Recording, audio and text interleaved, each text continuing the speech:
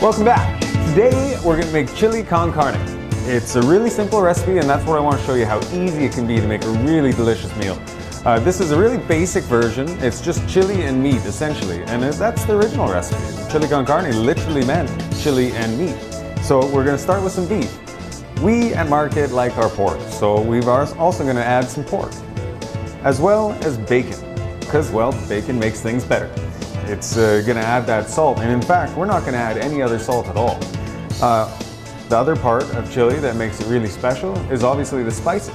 You always want to buy whole dried chilies or whole dried spices in general, because they're going to be fresher and you're going to know when they've been ground, because you're going to grind them yourself.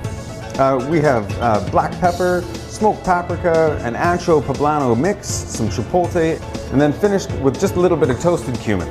We're going to go on to our vegetables. It's fresh garlic, carrot, onion, celery, red pepper, all those flavors together, finished with a bit of tomato puree.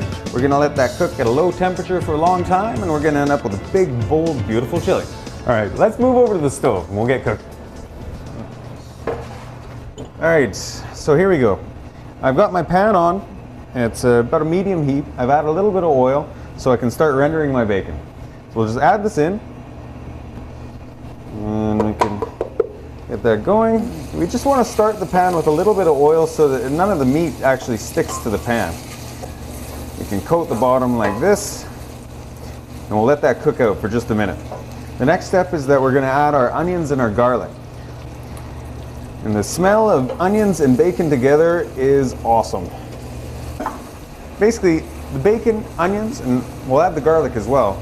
These three guys are very good friends. So let them saute together and let them cook out just until the onions are translucent, and then we'll start adding our other meat. We'll go with the beef first, and we'll add the ground pork as well. And we just want to let these cook as well, just for a little while, just so everything combines. At this point, you can let it brown just a little bit, and then we're going to add our spice. So we'll start with our black pepper.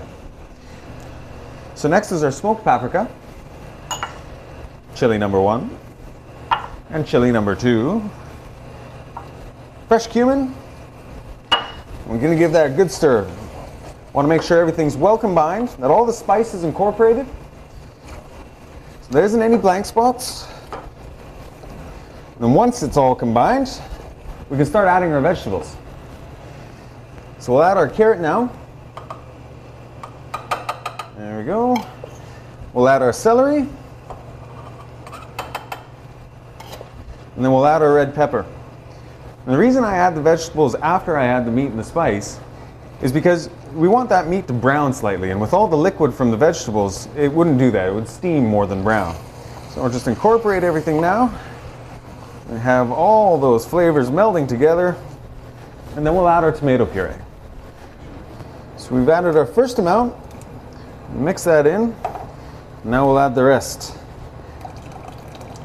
There we go. Let's fill this right to the rim. Now, it's going to seem like it might be too much liquid, but there isn't. This is the right amount because it's going to cook at a low temperature for a long time. So it's going to simmer for 45 minutes to an hour, and it's going to reduce. This is going to be the best chili you've ever had. The key to it is going to be that low temperature and long time. If you like this recipe, you can find the ingredient list at marketartisandeli.com. We have this recipe and many more. If you don't want to make it, you can come into our shop and we'll always have it here ready for you. At Market, we use the best possible ingredients for everything that we do. And we always remember to eat local and eat better.